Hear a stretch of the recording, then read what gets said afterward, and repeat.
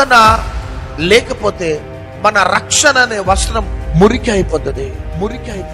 ప్రార్థన లేకపోతే మన జీవితం మురికి మురికి మురికి. లోక సంబంధమైన చూపులు, లోక సంబంధమైన నడత, లోక సంబంధమైన వస్త్రధారణ, లోక సంబంధమైన నిర్ణయాలనే మురికి జీవితం ఉంటుంది వాళ్ళలో. ఇతరులని తిడుతూ వారి యొక్క నాలుకను వృధా చేసుకుంటూ ఉంటారు. హృదయంలో ఉన్న దానిని బట్టే నోరు పలుకుతుందట. నువ్వు ప్రార్థనలో ఉంటే నీ హృదయము పవిత్రంగా ఉంటుంది కాబట్టి ఆ పవిత్రత బయటికి ఎక్స్ప్లోడ్ అవుతుంది.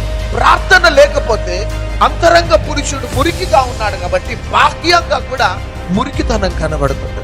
ప్రార్థనా పరులు లోక సంబంధమైన double meaning jokes, double meaning మాటలు, ఈ నాలుక అనేది వృధా చేస్తారు. నాలుకను కాపాడుకునే వారే ప్రార్థనా పరులు.